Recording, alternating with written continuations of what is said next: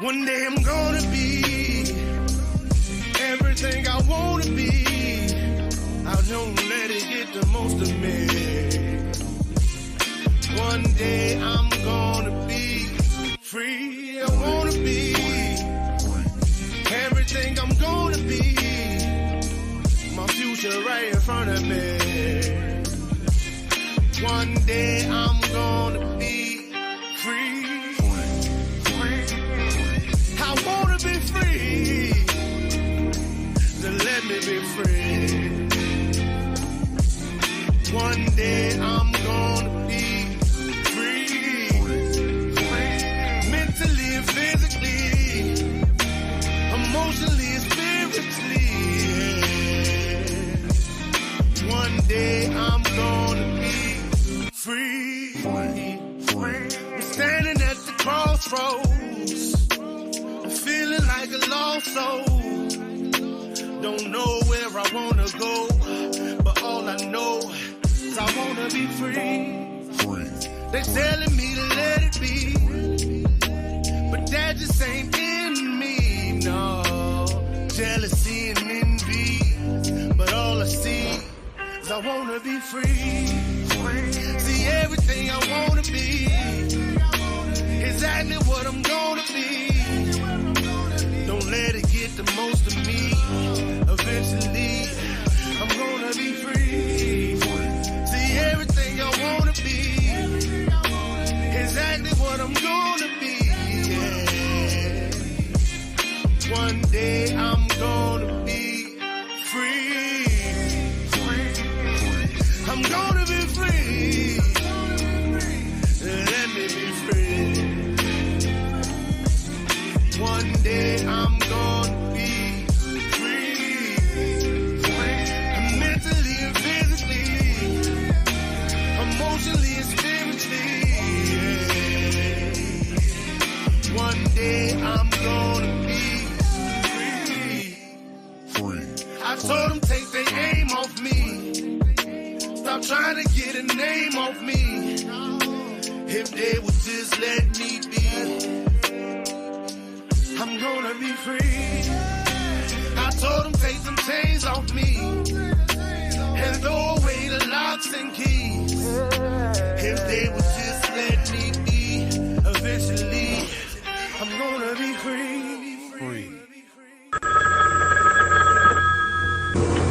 They're back.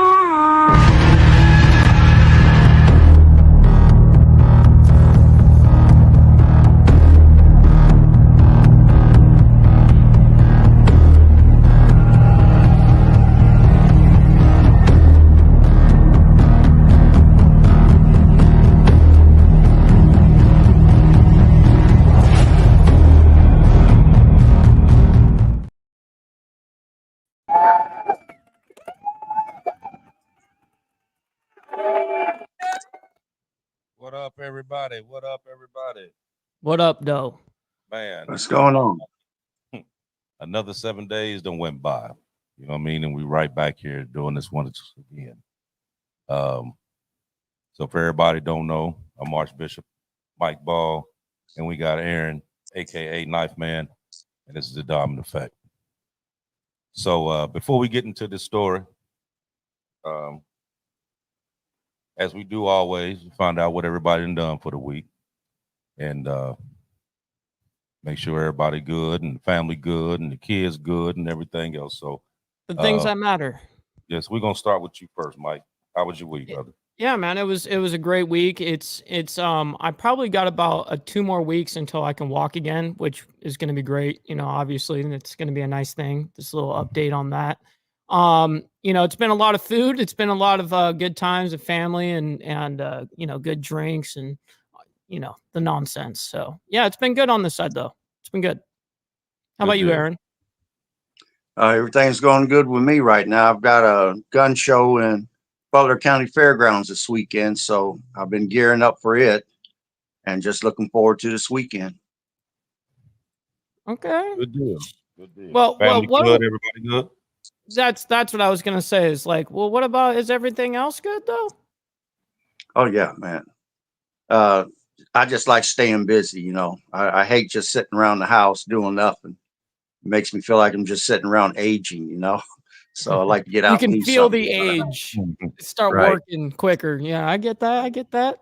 So Archbishop, I got a question. We had a crazy looking flyer, like a movie flyer going on in the beginning. What's going on there, dude? Oh yeah. Well, you know, I've been telling everybody for months about the movie that we had done, Rotten Dirty. Got me and Big Bone 1%er in it, along with a plethora of different people in it. Man, it was a great set, great movie. They're doing the premiere on that movie October 20th. Oh man, man, it's a bunch of people coming in town to check this premiere out. It's a full red carpet affair to view the movie, after party. And this sounds like something I gotta attend. Yeah, it's pretty. Damn. It's gonna be pretty neat. I got the. I'm gonna put the itinerary and the and how you can get the tickets. I put it on the Dominant Effect group on Facebook. Yeah. So any of you that's watching, that's interested, we do have the Dominant Effect group that's on Facebook. You go in, type in the Dominant Effect, answer 2-3 little questions, and we'll get you on there. We're literally on that group every day, posting stuff every day, talking every day. So like I said, if you didn't know about it, now you do. Go on Facebook, type in the Dominant Effect, to pop on there, answer a couple questions, and get in there. A lot of the information that we're gonna be putting out, and I'm going to be putting out about this movie here, I'm gonna put on there. So yeah, that's the first movie. Now you know there's another one that I'm working on now called Standing on Business. That one should be completed. They're saying end of October, and then we got a premiere for that one when that one comes out. That's gonna be dope too. Yeah, I'm thinking it's gonna be like December, January when they do the premiere for that one. But for this one here, they're in some contract negotiations between a couple different places, trying to see who's gonna get it. So as soon as I find out where it's going after the premiere, then I'm gonna let everybody know.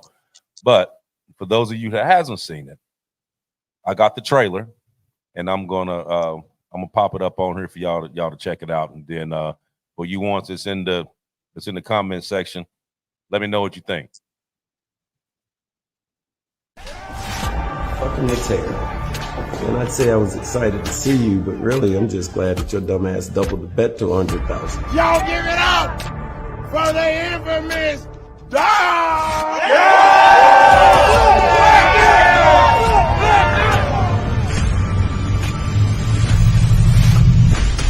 Hey man, we ready for this fight scene, man. What we doing? Shark! Two-Soul! TKO!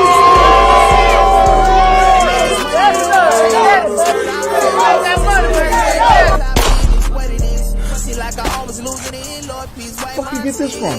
Go to the TDR. After I shot him. Any sudden move this motherfucker makes, do not hesitate. Y'all talking about over here? Y'all talking about fucking each other's lives right now? Get off the fucking bike, shut the fuck up, and get on your knees. Look what we have here. A bloody knife. We got your brother at some safe house, ready for him to testify.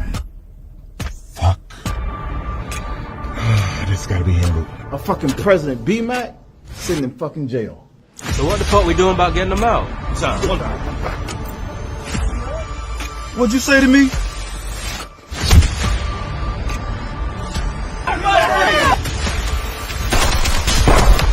All this ends now.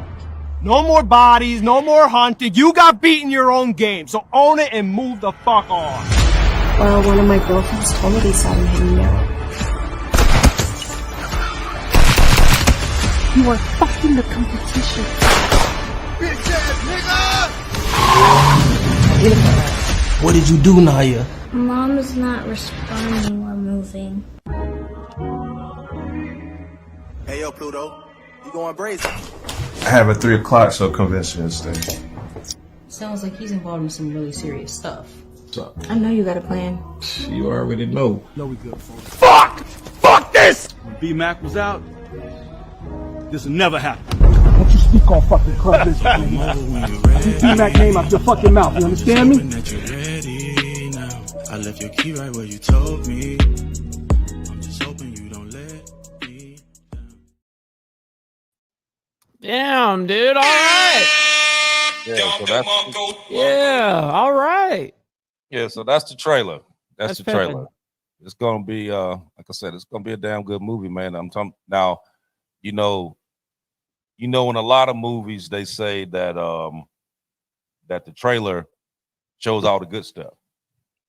This one, that's not true. Because there's a lot of stuff in this that you just gotta watch it. I'm telling you, you just gotta watch it. Like I said, they're gonna do the premiere. It's gonna be down this way in Odessa, Florida. So you want us in Florida, nearby, Georgia, there, you know what I mean? Come on down here, check out this premiere, man. I'm telling you, it's a damn good movie, man. Damn good movie. And I'm not just saying it because I'm in the movie. I'm just saying it because how they got it written out, the plot twist, everything else with it. It's a damn good movie, man. Damn good movie. That's awesome. That's awesome to see, man. Cool I mean, I've known about it for a little bit now, right? Obviously, and to see it come to fruition, it's awesome. Right. See, I think all these other times that we've been talking about this, you know what I mean? Because I talked about it, Bone talked about it. You know what I mean? We've been talking about this for a while, but ain't nobody never seen nothing. So they like, right? It's true. Yeah, they full of shit. They ain't doing no movie for real. You know what I mean? Yeah, they're over here with their camcorder, you know, from 2001. Right. Yeah. All right. Yeah. So they, so everybody been asking about this movie. You know what I mean? So now you see it.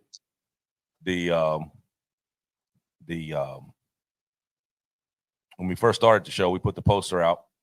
Now we had one that was out yesterday, but the one that I just put out there, that's the official poster. The official, right?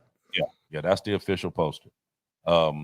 Because what they were doing was that was the official one, and then for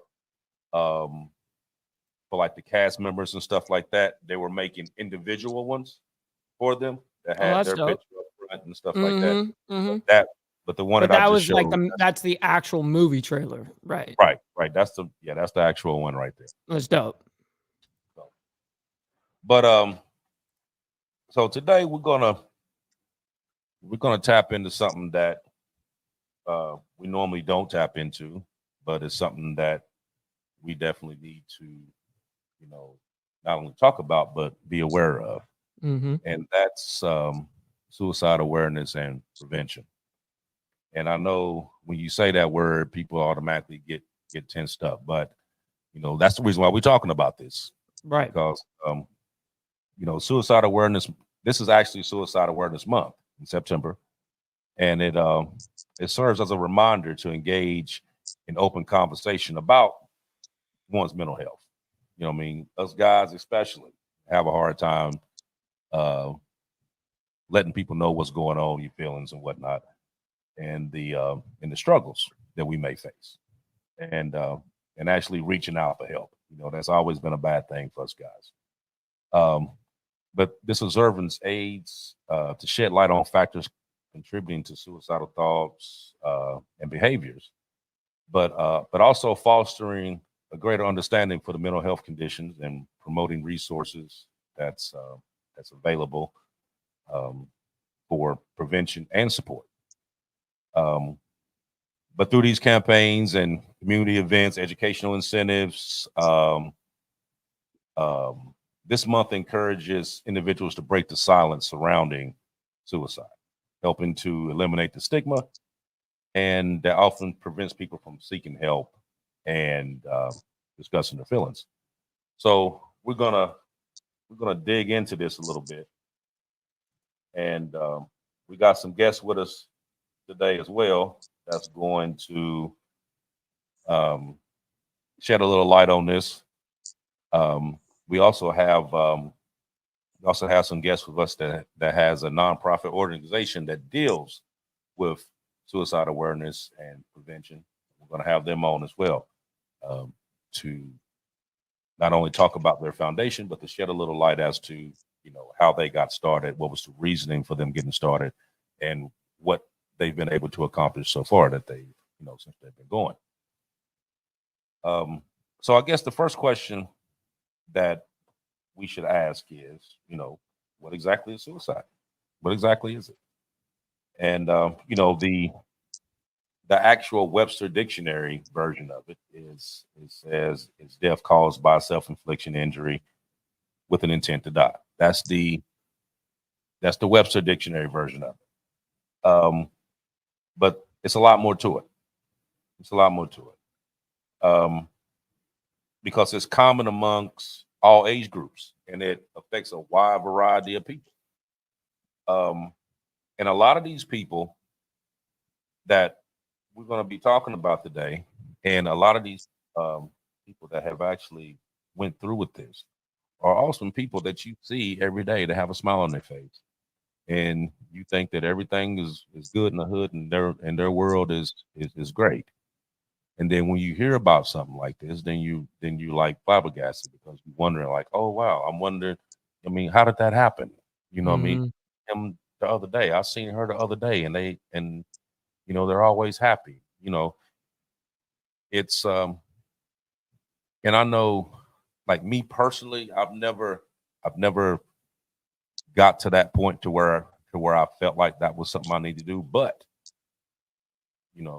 I talk to the demons a many a day. Mm-hmm. So in one sense, I understand, because, mental health is a very serious issue. And sometimes you don't know behind that smile what they're really thinking, what's really going on. So I know we all done our little research on this. So there's warning signs. Okay. So I'm gonna go through a couple of them, and then I'm gonna let you guys go through a couple. And Aaron, this week, don't go to sleep.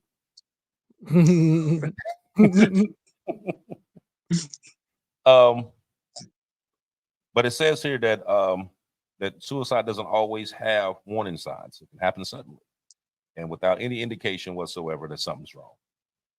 But some common warning signs that you may want to look at is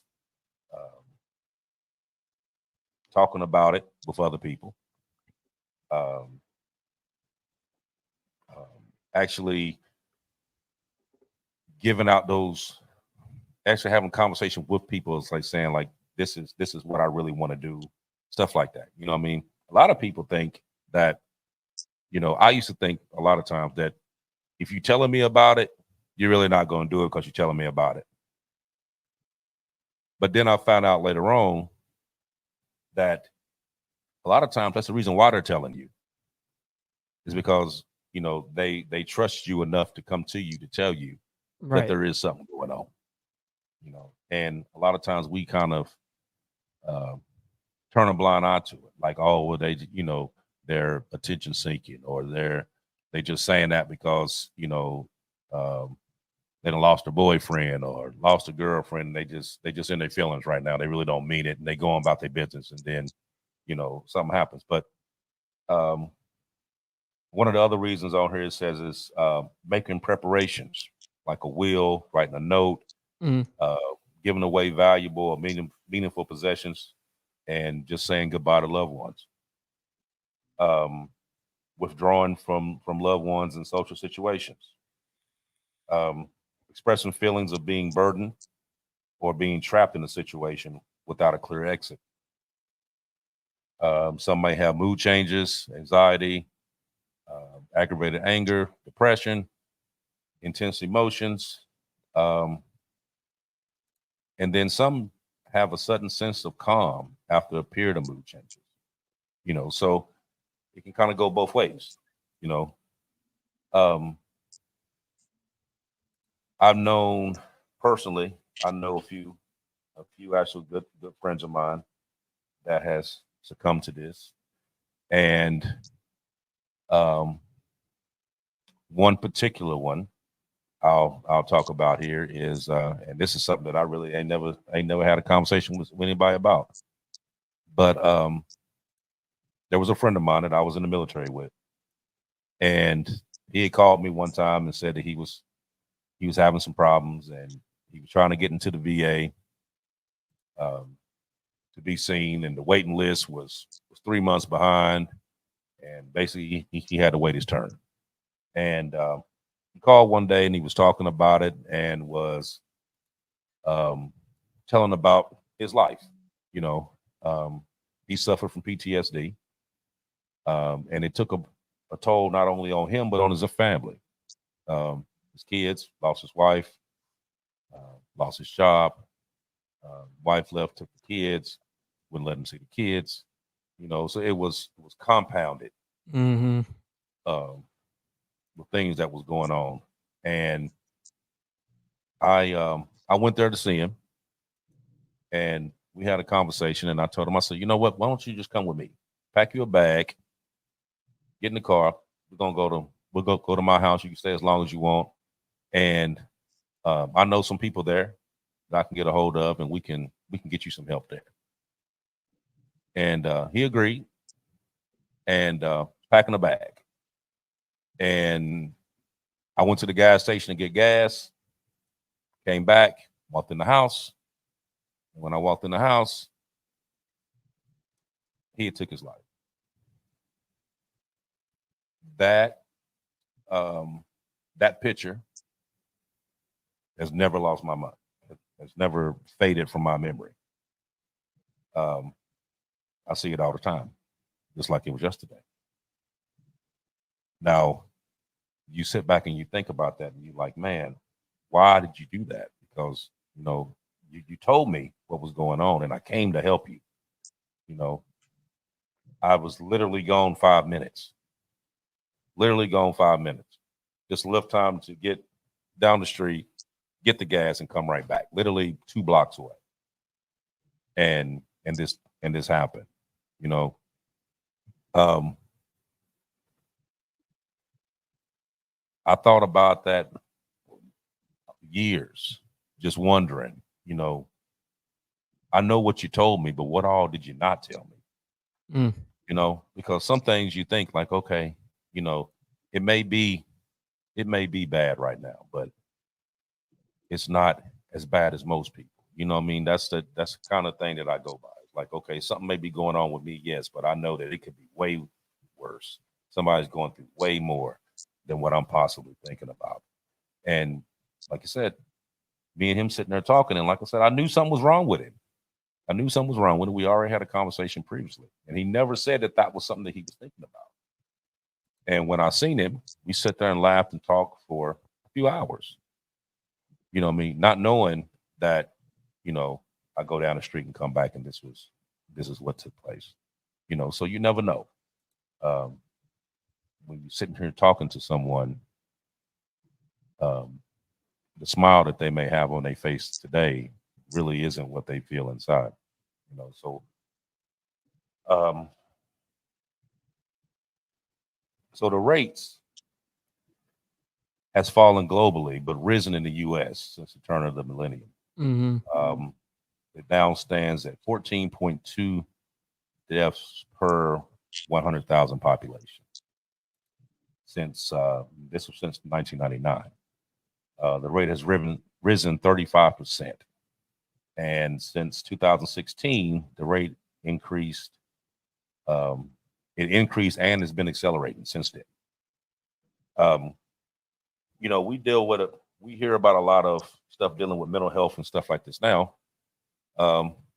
Case in point, we were just talking about a couple of shows ago about the school shootings, and those are teenage kids. You know, and this last one that went on in Georgia, there were people after the fact said, well, you know, we noticed that kid was having having some issues and was having some mental things going on, and he was going through transition and had some other things going on with his father, and his mother and father had divorced, and there's a bunch of stuff that went on. But why is it that we have to wait until something like that goes on before somebody come out and say, well, oh yeah, I noticed that. Okay, so why didn't you say something about it before? So I think we need to deal with a couple different parts of it as to the common stuff, the more advanced stuff dealing with these kids, and then we're going to bring our guest on to kind of shed a little light on a little bit of all of this. So I'm gonna go to you first, Aaron. What do you think about all this? Well, I got a couple points I want to bring out that's real life. Recently, I took my niece out to eat somewhere she's never ate before. I took her to J. Alexander's. She really enjoyed the outing, but when she was in my car, I kind of looked at her. She seemed like she's a little depressed. And I asked her, I said, how are you doing? She said, oh, I'm fine. I said, I'm not talking about your physical. I'm talking about your mental. And she just looked at me. She said she's doing okay. But that little outing that I had with her really bucked her up and perked her up. And I was glad to be able to have that time with her. And I'm gonna bring up a thing that me and Mike talked about a while back. Some people might have heard of the musical group Linkin Park. I mean, they dealt with a great deal. The lead singer and the guy that rapped, they dealt with a great deal of bullying when they was in school. They didn't fit in with the cliques. Their song "Numb" is kind of based upon that bullying. But the guy that would rap in some of the songs, him and the lead singer wrote all their music. When they hit #1 on the charts, they're at the top of their game. He had so much trauma and depression that he brought forward. And it's hard for some people to be able to put things behind them because their mind just festers on it. It keeps coming up. They can close their eyes and see it as if it just happened yesterday. This guy ends up taking his own life. And then the lead singer, who had a wife and 2 children, was so physically upset, mentally upset over his best friend taking his life like that. He took his life. And then you didn't hear nothing from the group no more. Mm-hmm. I mean, they was at the top of the game. You would think with all the money they was making, none of that would matter. But depression and trauma is going to equal, when you mix them two together, there's nothing good that can come from it. And people's got to recognize and see that when people are just smiling, what's on the surface is nothing. It's what's in the mind, because the body reacts to whatever the mind projects. So all action begins in the mind first before the physical can take place. So I just hate to see that things like this is happening. I hate to see grade school kids taking their life due to the bullying that's going on. You have to look for signs if they don't fit in with the peer structure at the school. If they're outcasts, you have to look for certain things and then try to work with them, build their confidence, because a lot of times when they get depressed, they lose confidence, they lose self-esteem. So building that confidence up, building that psyche up, and making them feel like they fit in somewhere would go a long ways to helping out. But I'm gonna stop there for right now. Yeah, I would say from what I, know myself, I guess, anecdotal experience is just disassociation, man, is usually something that anytime somebody you usually talk to or something like that, and then all of a sudden they're ghosting you or whatever the case is. The thing is like we say this in the club, stuff, right? Is in the club scene is like, man, if I don't hear from you, I'm going to check on you, because I mean, what is the one language that we all speak that is universal is silence. And that's telling you something's wrong. You know what I mean? A lot of that is disassociation, whether it be friends, family, it can be both. Also any abuse of, let's just say they don't normally drink and now they're on a bender or something like that. Yeah. Like these are little signs to like go after. But it's not like I have like a laundry list of these, but just wanted to throw that in there. Right. From what I was reading, it said that suicide was the leading cause of death in the U.S. But the breakdown of the statistics of it is what got me. It's the second leading cause of death between the ages of 10 and 14 and 25 to 34. It's the third leading cause between ages 15 to 24. The fourth leading cause between the ages of 35 and 44. And in the U.S., since 2021, since January 2021, 48,183 people have succumbed to this. This equals to 1 every 11 minutes. Now, when you look at those statistics, it's not only heartbreaking, but it's alarming, because a lot of these people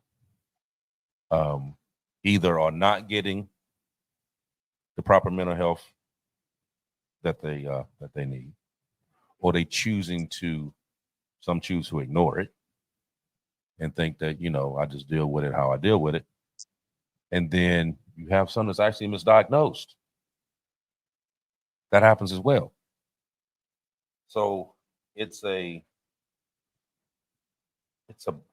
bunch of different things that culminates together. You know what I mean? But I think we need to shed a little bit more light on it. And we have a couple people here tonight that's going to be able to do that. And the first two that we're going to bring on, we have one, his name is Xavier Harrison, and we have Cam Ashton. Xavier is the co-founder of a nonprofit organization called Zian's Purpose, and it specializes in suicide awareness and prevention. So I reached out to them, and they were more than willing to come on the show and talk about this, and also kind of give their perspective and the reason why Zian's Purpose even exists. So without further ado, let's get them on right now.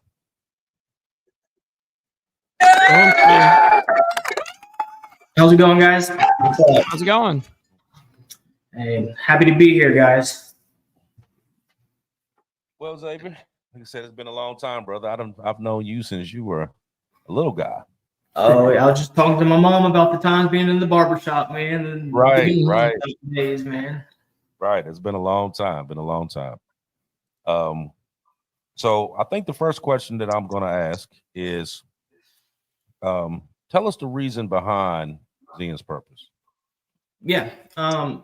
So I think you guys hit on a whole bunch of good points on just there's these tells and reasons on why, and you can kind of catch them. But I mean, sometimes there's not. I mean, sometimes there's things out there that they're just so good at putting a face, in front of that you just don't see it, and it's a terrible surprise. And I guess our story starts last year in March 14th to be exact.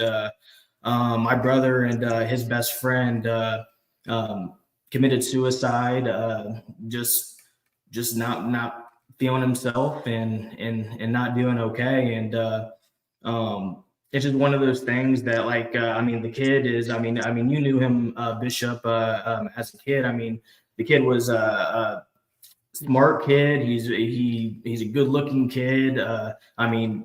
Friends, has a really nice car, good job, all of those things. And when you talk to him, like you guys said, it's one of those, how are you doing? And it's always, I'm good, right? You don't want to put that burden on somebody else. And I never noticed it. And this is 7 days after his birthday. So 7 days before he came to Nashville, came and see me down there, and had a good time. Right, just kicked it, had a good time, had some drinks, enjoyed the music, and not knowing that that's gonna be the last time that I hug him and say goodbye. So that was the first day that I've lost somebody to suicide, and I just know how I feel, and I really know how he felt, and I just don't want to have anyone necessarily ever feel that ever again. So a couple of months later, we did a celebration of life, and just with the outcome of kind of what took place with the other co-founders, we just thought I think a good place to start is just communicate, just to break that stigma of emotions are bad, right? I'm one to say that I'm still working on it, right? It's something that needs to be worked on, and I think that this is a great start to it, where like you guys said, it's one of those things where silence is a lot easier than reaching out. So if we're able to just break that silence and change that stigma, I mean, that's we can help one person. That's what we're trying to do. Mm-hmm. I seen on your Facebook that I seen y'all had different things, different outings and stuff like that y'all had planned out and stuff like that. Tell us a little bit about that. Is that just to put more awareness as to what you're doing, or are you like inviting people that you may have had, people that had came to you that had have issues and stuff going on? I mean, exactly what have you been doing? Yeah, I think it's a couple of things, right? I think for the most importantly, we just want to be like just open arms, right? It's all about inclusion, everyone being able to come together and have a good time and talk about it. I feel like if we can just take those nasty thoughts away for a little bit of time, I think that's one of the most important things. But like you said, we're a nonprofit, so we do raise money to try to help out. So like you said, we host a yearly event. It's done around, I think we just did ours in June there, where we just kind of brought some vendors together, kind of put some baskets together and did that to raise some money. The money that we use, we help out the community, right? So we just helped out the Lincoln Center and donating some school supplies and donating our time to kind of be with the kids and try to make a difference there, and doing all kinds of stuff. Giving back to the society and everything as well, like families that have also been impacted directly through suicide. We're trying to get back to those who went through similar loss and everything, and just trying to. We're also coming up with this fishing event coming up here soon. It was something Zian was very involved with, and I think it was something that helped him clear his mind a lot of times. And so we're trying to come up with a saying called "My Brother's Keeper" that should be taking place this fall for the first time.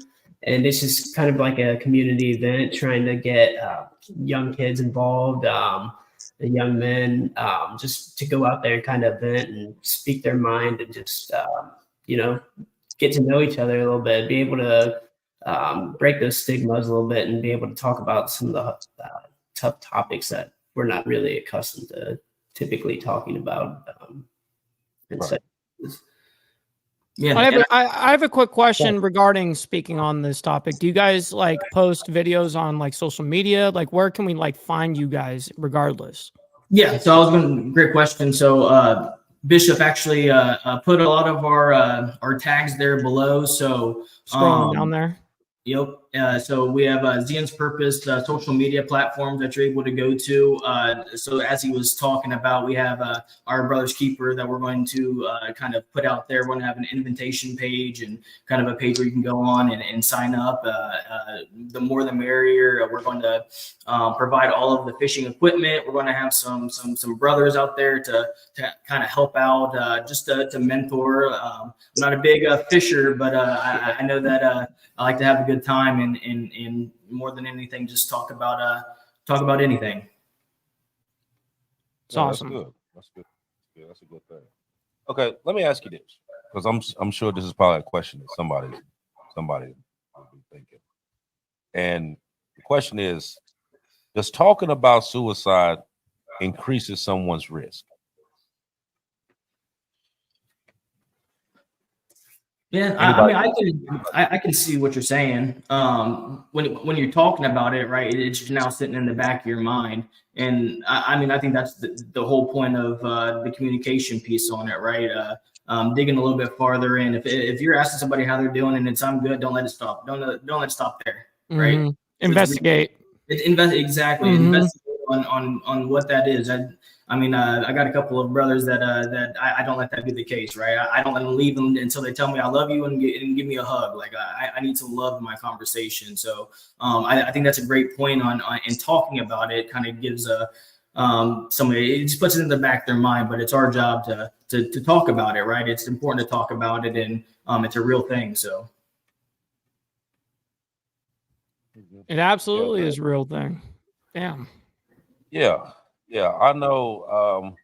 Like I said, a lot of my friends are veterans, and that's one of the biggest ones. Mm-hmm. Especially ones that's been through war, deployment. A lot of things happen during those times. It's a huge block of them. Yeah. It's not always just war. Mm-hmm. I know of a guy one time that got a Dear John letter in the mail, and took his life. I know one that a lot of them dealt with Dear John letters for real. I know one that actually stepped off the ship and plunged into the Atlantic over a Dear John letter. It's damn. Like a lot of people really don't understand when you're out there like that, whether you're in the military and you overseas or you are on base across the country, even people that's been in jail for a long time, they still need that connection. You know what I mean? They still need to know that these people that they rely on still care. You know what I mean? So when you out there and you doing stuff and then you get that, and to a lot of people, that line is all they have. So when you sever that communication, sever that line, you don't know what's brewing in the back end of that. It's a lot. Like I said, I go to counseling all the time. I have PTSD. I go to counseling all the time. You know what I mean? And some stuff she really don't want to hear. But, I had to get to the point that I was able to talk about it, because for years it was like I just deal with it myself. That ain't nobody's business. I ain't trying to put my business out there like that. And it was slowly eating at me. Like I said, I talk to the demons a many a day. And I remember one time someone asked me, why do you talk to your demon? And I said, because they were there when you weren't. That's what a lot of people think. That's heavy. A lot of people think that. What do you got, Aaron? Well, I also want to add that physical and mental limitations also can create a situation. A lot of people are coming down with Alzheimer's and dementia, and they don't want to be a burden on their family, and they feel like they're changing. And if the family's not coming around showing love to them and showing them that they're still valuable, they begin to lose hope. I mean, you've got NFL football players that behind brain concussions later started committing suicide because they started losing control of their body. They're starting to have problems. Now that concussion is a major part of the NFL, but it was ignored for a long time. And some of those players start taking their own lives because they could feel themselves changing and they didn't like what they were becoming. I'll stop there for now. Mhm. We got another guest that we're gonna put on here and let him tell his story. Now, a lot of you, a lot of you guys know him, and this is the reason why I wanted him on here to show two things. Number one, a lot of you people know him, and you never would have thought that this was going on with him.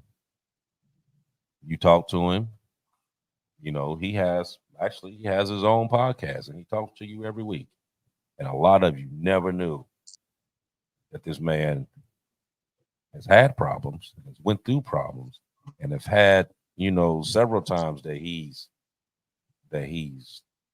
thought about it and probably actually tried. We're gonna find out. But he can stand here today and talk about it. You know, and when he came to me with this, I was shocked because I never would have thought it. And um and by talking to him, you know, one of the questions I asked him was okay, do you feel comfortable talking about this? And he said, yeah, I feel comfortable talking about it because, you know, people need to know that you can actually get over this. And he wants to tell his story. So let's get him on. Everybody. All right. Let's bring him on. The man, the myth, the legend himself. What's up, ladies and gentlemen? What's up? How's everybody doing tonight? Hopefully, you ain't got a lot of background noise. I'm at work, so I do apologize if there's some feedback. No, you all right. Yeah, we know you out there being top flight security of the world. Oh, the world. That's right. That's right, Craig. Nah, but for those of you that don't know me, I'm Frost, host of Kickstands Down podcast on YouTube. We also got Facebook, Discord, all that kind of stuff. My co-host Trouble actually does a mental health awareness episode on our show every first Monday of every month at 7 p.m. Eastern. So make sure you click that hyperlink down there in the chat and you go check that out because we're very, very verbal on that kind of stuff. Me, myself, so I've actually attempted 3 different times. And it's a battle that, you know, you have to go through every day. It's stuff that you have to fight to overcome, which is why I have no problem coming on here and talking about it. But I battle with depression every single day, and none of y'all would know it because I've always got a smile on my face. And I force myself to put that smile on my face because, like Stevie was saying down here in the comments, you know, and Lissa Wigger was saying down here in the comments, people frown upon it. They think it's a sign of weakness, especially being a man. As a man, we're taught to not discuss that. We don't talk about our problems. We don't go to therapy. We don't do that. And that's why I speak up on it and want to break that stigma. I have taken so many drugs, it's not even funny to try to OD. Actually been hospitalized. Stomach pumped, Narcan, all kinds of stuff. There was another time where I didn't say a word to nobody. I got in my car, I went down the road, and believe it or not, I parked off an interstate exit, right? Figured ain't nobody gonna come see me at an interstate exit. Ain't nobody gonna know I'm here. It's like 3 o'clock in the morning. And I had my firearm on me, and as you all know, I carry daily. So I'm a firm believer in the Second Amendment. But I had it on me, and I cocked it, and I stuck it to my head. And as soon as I did, and I moved my finger from the side of the firearm onto the trigger, one of my wife's friends popped up out of nowhere. I mean, nowhere. I'm in the middle of nowhere. and she was walking down the street, and she grabbed my gun out of my hand and hugged me and told me that I was better than that. I had stuff to live for. And that was actually my last attempt. As you all know, I'm a father. I'm a biker. I'm in the movie with Archbishop and Big Bone and Trouble and everybody else. I do the podcast stuff. I'm very easily accessible. So you can go to kickstandsdown at Gmail.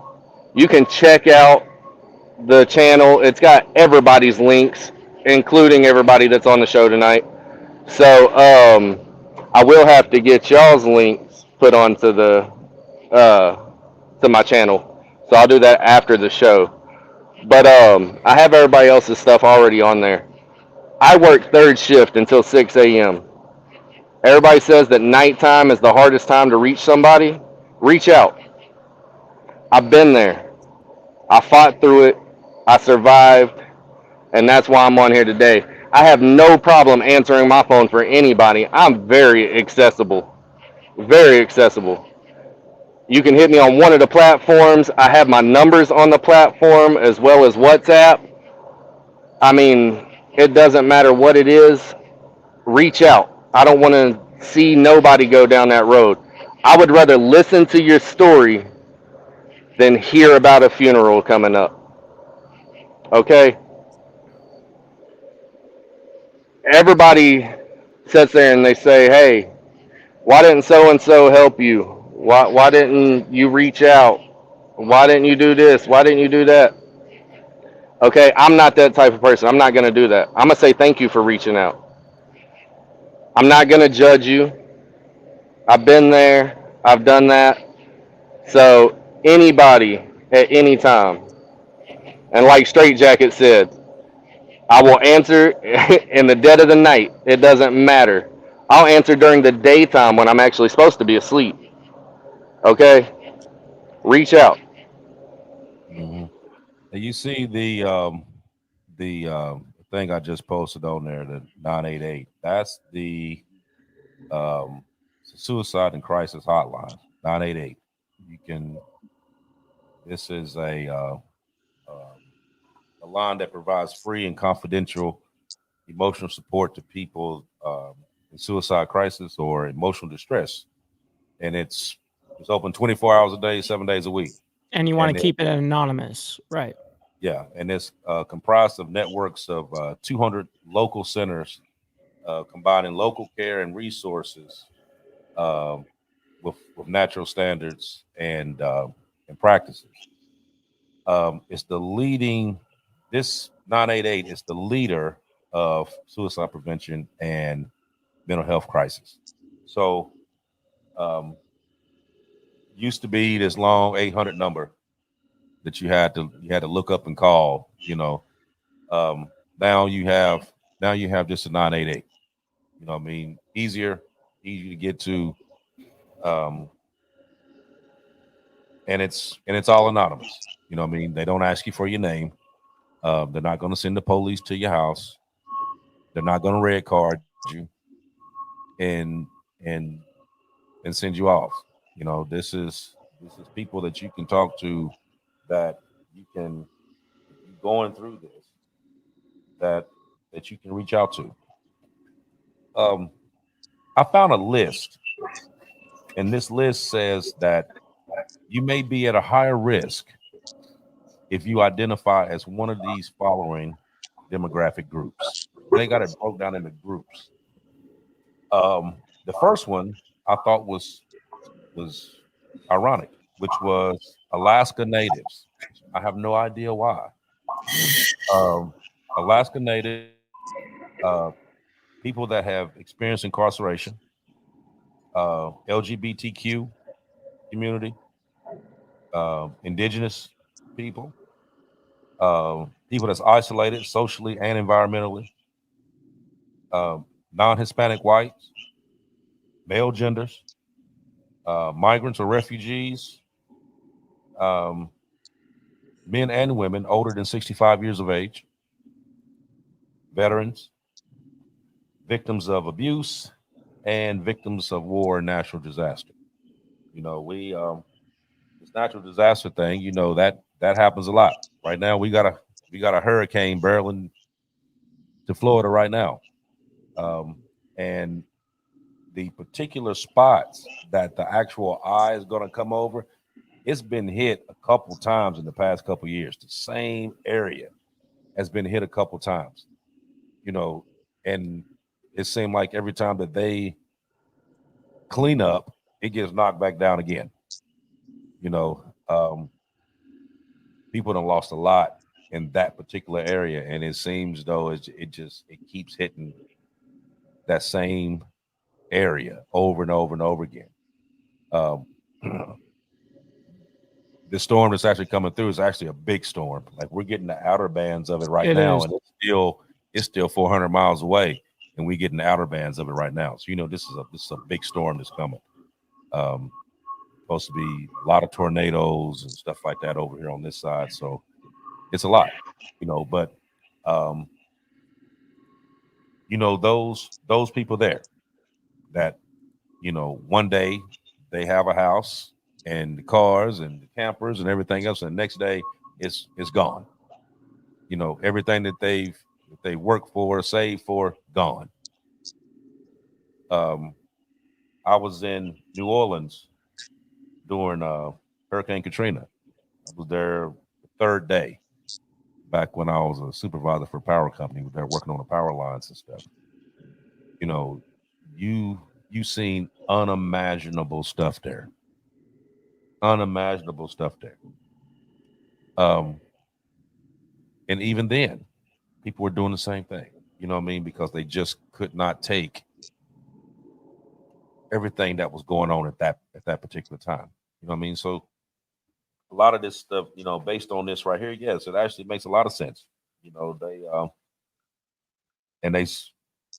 they spoke about the veterans and veterans of war and stuff like that because you know people have, especially the ones that's actually been in war, they experience flashbacks on a regular basis. You know, you have night terrors.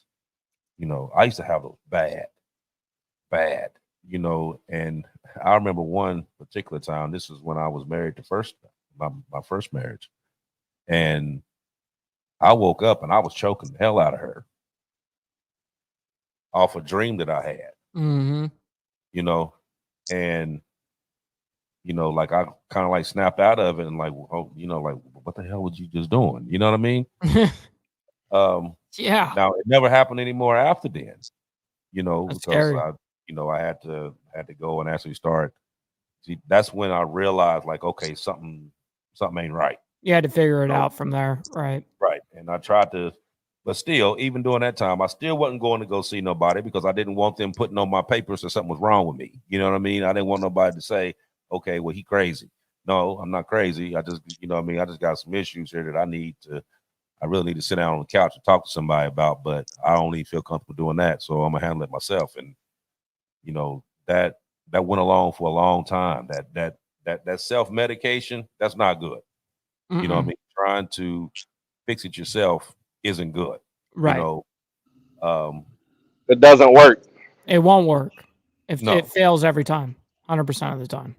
No.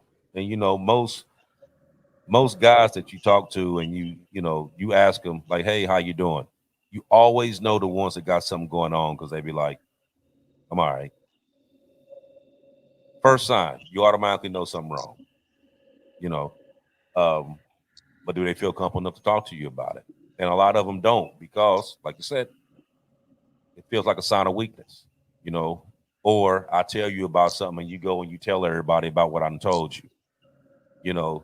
A lot of people these days, you know, they do that, you know, especially if they got something on you like that you felt open enough to tell them about it, and then they turn around and try to use it against you, you know. So a lot of people hold that, you know what I mean? And for guys, you got to keep that manly thing going on, right? You know, that front, yeah, right. Xavier, I got a question for you though, brother. You said that you had seen your brother right before all this took place. Yes, sir. If you don't mind me asking, Do you happen to know now you said it was him and his friend, correct? No. Basically, what happened was March 7th, his birthday.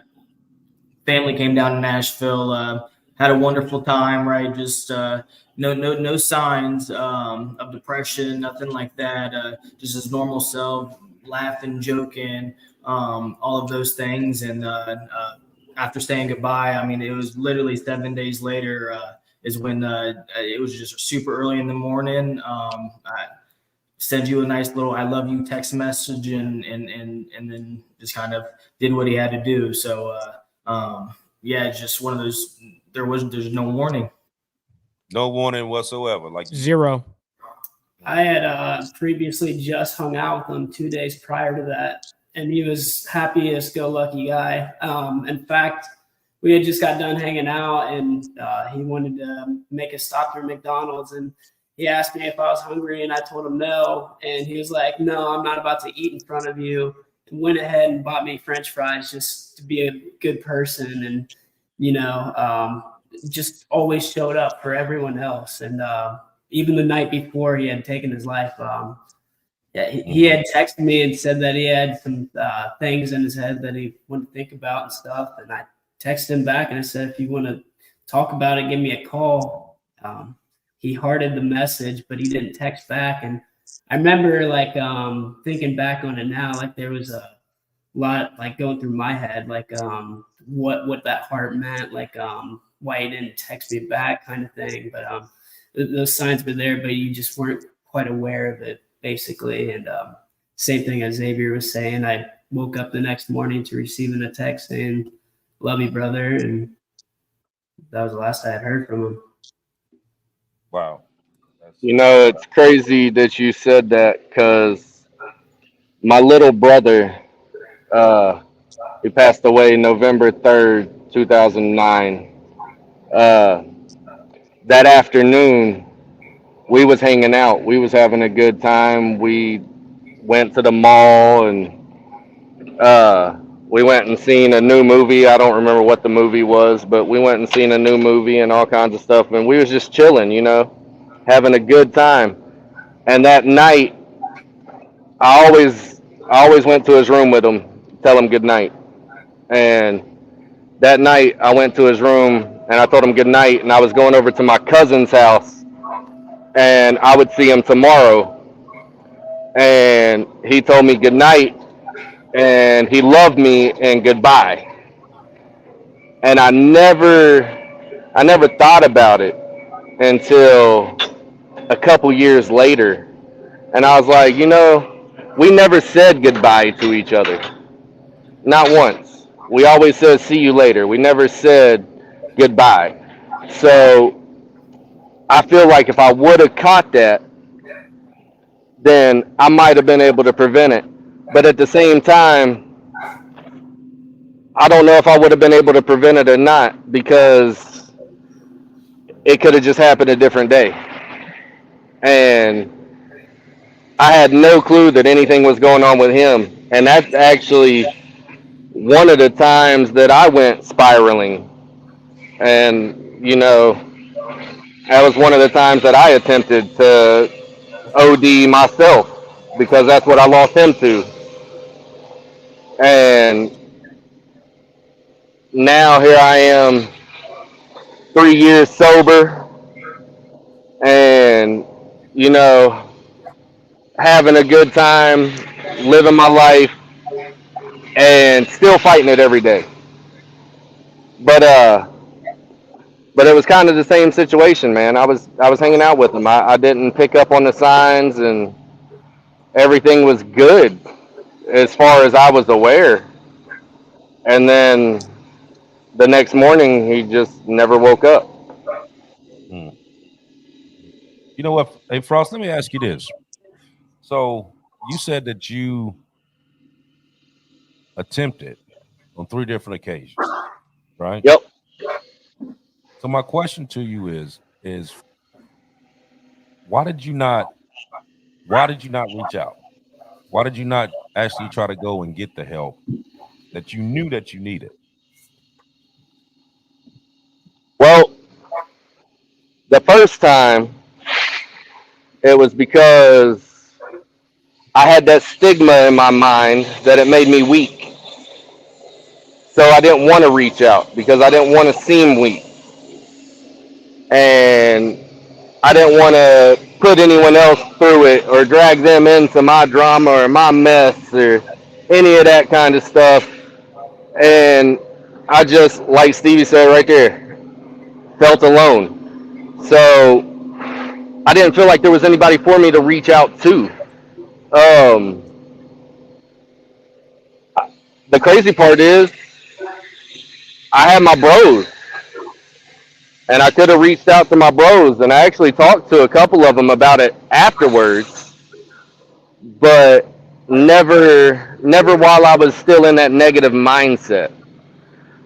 And it really doesn't help that, like you said earlier, I was trying to self-medicate. So here I was eating a bunch of pills and coke and all kinds of stuff to try to kill myself, and ended up going to the hospital and literally flatlining 3 times on the way to the hospital my very first time.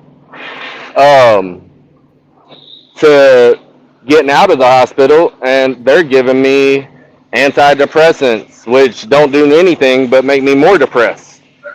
And then I'm trying to, do my own thing. Let me drink. Let me see if that'll numb it.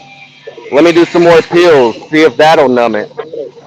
And that's what it came down to, was trying to find a way to numb it a little bit. But that's exactly why I didn't reach out the first time. As far as the second and the third time, I actually did. I just didn't know how to word it the way that I needed to word it. So when I reached out to people, I told them, hey, I'm going through some stuff right now, and I don't really know what I'm gonna do or how to handle it or any of that kind of stuff. And to be completely honest, because of the first time and everyone knowing that I was an addict at that point in time in my life, they thought maybe it was just the drugs talking, or maybe I was just being dramatic. But I actually, tried to reach out, but it didn't work. I had to hit the bottom before I could come back up to the top. I've heard various stories. I even heard one that a lady had reached out to me and said that her daughter was trying to get medical help and couldn't, for whatever reason. I don't know, because a lot of times you can go to these places and they're so backed up that you can't get in 2, 3, 4 months. They told me 8 months. Yeah. See, now I know, and then it was going to be a couple $100 just to go. See, now, like I know for my offense, when I go through the VA, so if I had to go in and actually talk to them, it was like a 6-month wait. But if I did it online, where I could just sit there and just hold my phone and talk to them, I could talk to them next week. But the whole, like everything now is, especially with a lot of these mental health professionals, they don't want to just sit there and actually just talk to someone. They want to go through, they see you on the camera, hey, what you need, you okay, blah, blah, blah, write your script, send you on your way. You know what I mean? It's like I said, I have these conversations with them, but it's not, to me, it doesn't seem like a genuine conversation, because you're not looking at me. You know what I mean? Like, you see me on the screen, yeah, and I'm sitting here and I'm saying ABC, but you're not watching my mannerisms. You're not watching my eyes. You're not looking to see if I'm looking at the ground, looking somewhere else. I could be telling you anything. You know what I mean? A lot of times you actually got to be where that person is and have that conversation with them. And you can tell by the mannerisms and what they're not telling you gives you the answers to everything else that's going on. Nowadays, they just want to do it quick. You know, hey, how you doing? And send you on, write your script, send you on your way.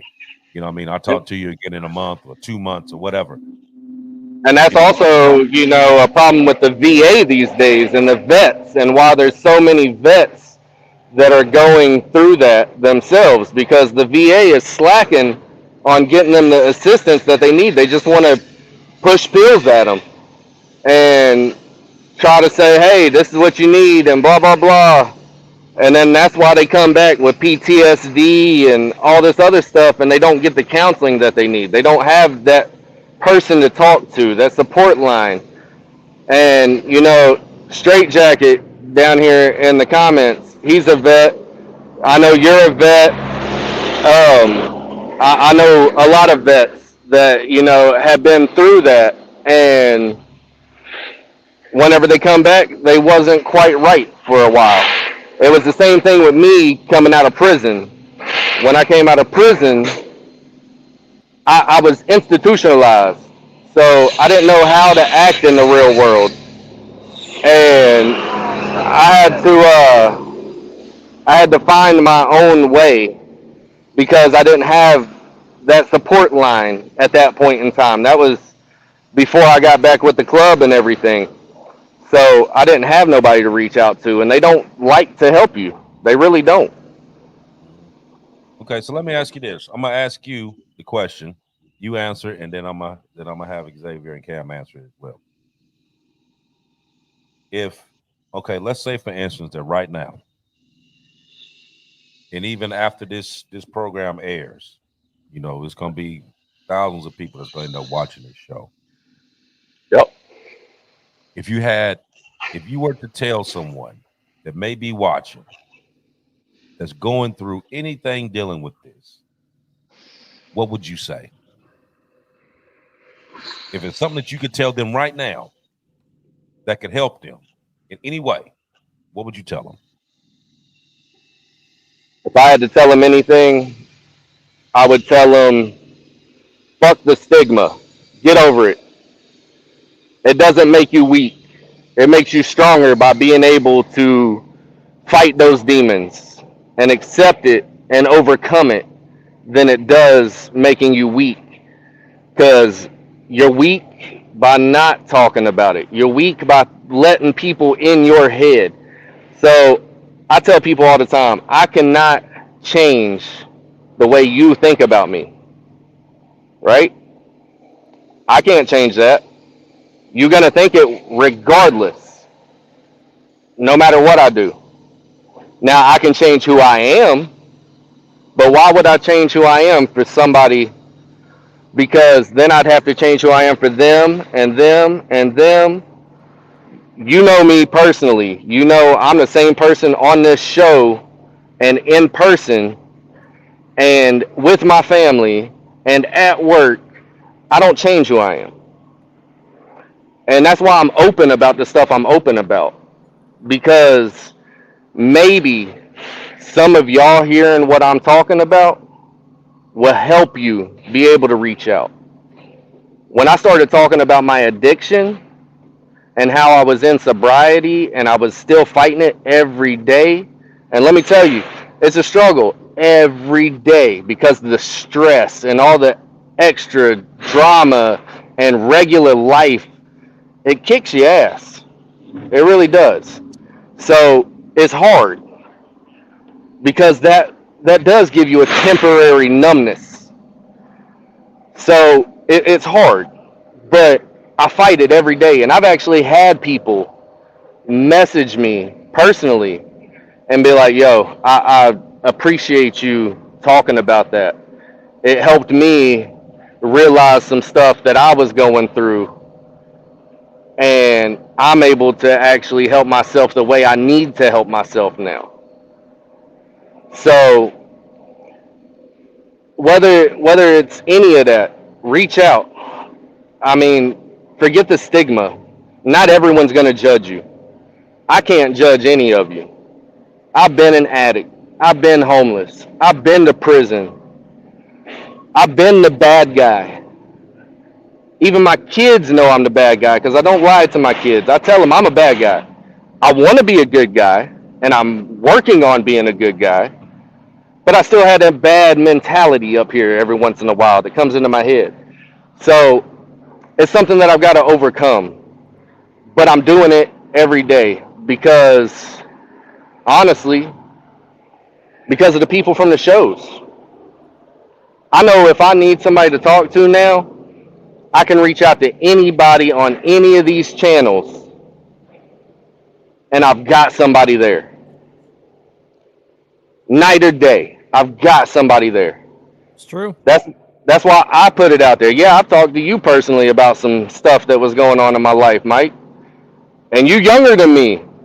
And you said, yo, I look up to you. I want to be like you when I grow up. I said, yeah, I want to be like you when I grow young. Mm-hmm. Right. Like, for real. So me and you's done been there. You already know. I have no problem reaching out when I need to reach out now. That's good. But back then I couldn't. It was that mentality. I had to get over it. So get over it. Kickstands down with a Z at gmail.com. It's Kickstands down on Facebook, Discord, WhatsApp, TikTok. Everything. Hit them up. Yep, hit them up. That's the way you want my number? You want my number? Every one of them. Yep. No, we don't want your number. No, look, I got a number that I use specifically for the show.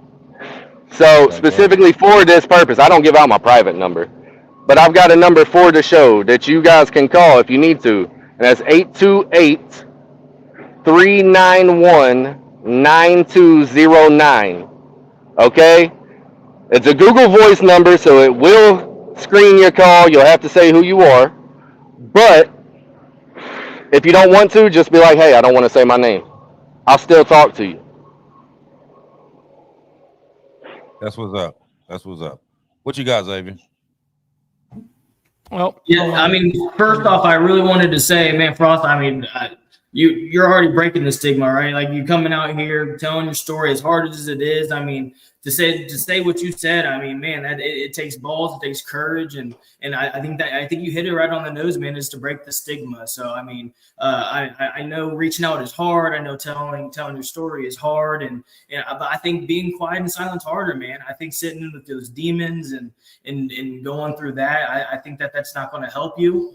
So I mean, just breaking the stigma and checking up on your brothers, man. Like growing up, it was just a weird thing to like text your buddy randomly, I love you and how are you doing? But now I do it regular, man. I think that it's to a point where my buddies think it's kind of getting a little weird where when I give them a hug, I give them a kiss on the cheek, you know, just I love you, man. Like, just how are you doing? And breaking that down. So just like you're doing, Frost. I mean, like, somebody's watching, somebody's listening, and they're going to take that and they're going to take it into their own life. They're going to express it to somebody. They're going to help somebody else out. And like I said from the start, man, if we can just help one person out by talking about it, then we've already done our job. Damn straight. Damn straight. What you got, Cam? You got anything, brother? I mean, if I could give any piece of advice to anyone going through it, similar path or whatever, I would just say hang in there, because I think God has a purpose for everybody here in this world, and it might not always look like rain and sunshine.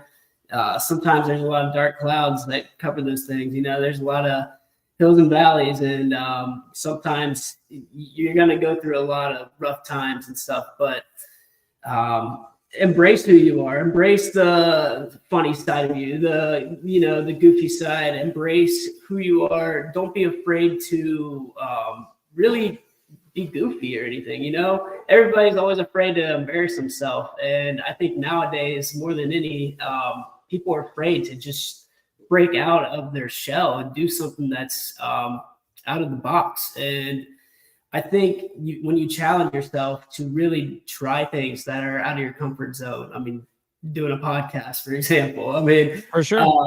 There's a lot of things out there. And it's but, live too. You know, yeah, it's not even exactly. pre-recorded, you know. No, So this isn't yeah. rehearsed. Yeah. So I mean, just getting out there and trying things that just you wouldn't normally try and do.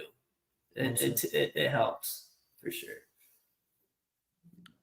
What you got, Aaron? Hold on, he's muted. Let me get him. Been learning There we go. tonight, and I can just see how serious this subject is. And man, I'm just kind of taken back by it all right now.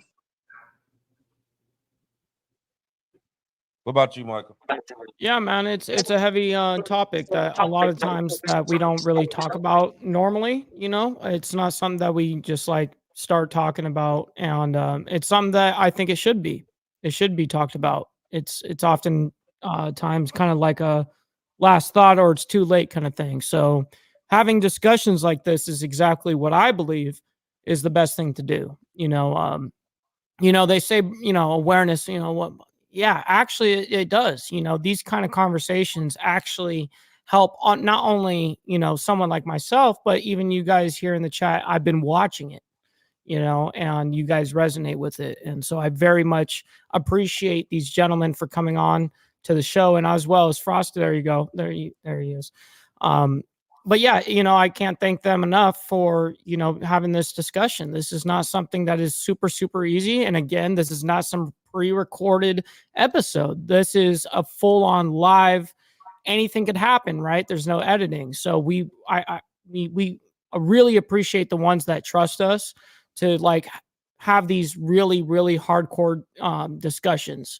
You know what I mean? Because people can easily doctor up and do weird shit, especially live. So thank you all three of you guys for coming on here and having this discussion, because it's not easy. I want to say one more thing real quick. Go ahead. So, hang on, let me get away from this noise. I apologize. So, Bolo said that it took a lot of courage for me to get up here and talk about this. And I don't know if my comment showed up before I lost signal. Someone tried calling me and kicked me off. So I don't know if my comment showed up or not. But to be completely honest, no, it didn't take any courage to come up here and talk about it. It's fear. It's fear that gets me to come up here and talk about it. I'm afraid that if I let myself go down that road again, I've already had my 3 strikes. I ain't trying to test it. Right. So I'm not wanting to let any of you down, any of the viewers down. I don't want to let my family down. I don't want to let my brothers and my friends down. I don't want to let myself down. I worked too hard getting out of that to go back to it. So it's not courage, it's fear. I just wanted to correct that real quick. It's heavy. Well, since everybody done spoke their piece, I'm gonna say my little last thing here, and we're gonna close this show. Like I said, first off, I wanna thank you all for coming out. Frost, you know, whether you admit it or not, it did take guts to come out here and say what you said. So much respect and props to you. Xavier and Cam, man, I have great respect for both of you. And I appreciate what y'all are doing up there. And y'all continue to do that. And once again, I want to send my condolences to your brother. He was a good guy, really, really good guy, man. I remember seeing him on Facebook, and he had a video on there every other day, you know. And when I heard about that, it was a little unreal, you know what I mean? Like I said, I remember you guys when you were kids, and I know your mother, you know, beautiful woman inside and out, and I know she's working right along with y'all doing this stuff. And so my sincere condolences for that. But I know y'all doing a good thing up there, and y'all keep doing it. And anything that we can do here to help you out, if you need us to promote something, put something out for you, whatever, please feel free to let me know, and we'll do everything that we can to help support your cause, and hopefully, I'll let your stream go the whole show. So you guys take their information down, reach out to them, and see what's going on. We'll also start putting some stuff on the Diamond Effect group page, different stuff you have going on. Your mother is a member on there, and I think you are too. So just start posting stuff on there. To you guys that's not on the Diamond Effect group on Facebook, go on there. Just type in the Diamond Effect, go right in, answer the 2-3 little questions. Come on in. You know, we putting out stuff every day. We putting out information about a variety of stuff. You know what I mean? Because as we know, it's always a lot of stuff that's going on. There's a lot of stuff that mainstream's not going to tell you about, and that's the stuff that we put together. So, and without stepping on your toes, feel free to put anything on kickstands down too, guys. So y'all's more than welcome to go on there, share your info and all that kind of stuff on there too. See, I'm gonna charge you for that plug you just did right there, bro. I mean, Yeah, I gave you a chance. I better get my 50%. I better get I'm my talking 50.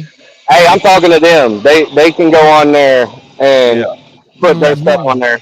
See, that's what happened when I give you your time to talk. There's no self-interest. Yeah, I got you. Shut the hell up. You done after then, bro. I gave you that.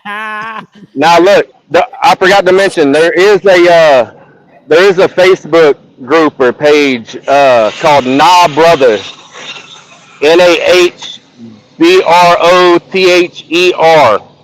All right, it's for mental health awareness too, and we promote it over there.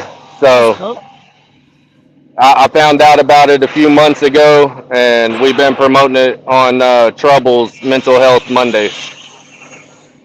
Okay, that's what's up. That's what's up. Yeah, I'm gonna try to get Trouble on here too one of these days soon. Because like I said, we just brought this up this time. This ain't the end of our conversation. We'll check back up on this stuff periodically, because I want to see they got this foundation going, and I want to keep track on it to see exactly what they are doing out there. You know what I mean? Because that's how foundations like this actually flourish. You got to put it out there. People got to know that it exists. You know what I mean? And it's a lot of people that watch this show that's in their area. Totally. So hopefully they all reach out and support these guys for what they're trying to do. I mean, it's an honorable thing that they're doing, and and if it's out there enough, then they can be able to help a lot of people. But like I said, that's it for us tonight. I appreciate you all, like always. Hit the like button, follow, share, subscribe. Send the link to people. Send it to somebody. Send it to one person. Let them check it out. Maybe they'll learn something. Every show that we do, there's always something you can learn in every show that we do. So go on there, send the link to somebody, because this show right here may actually save a life. So until next week, I'm Marsh Bishop, got Mike Ball, Aaron Olinger, and we'll see you in 7 days. Much love, honor, and respect to everybody. We'll see you guys. Thank you. Thank you.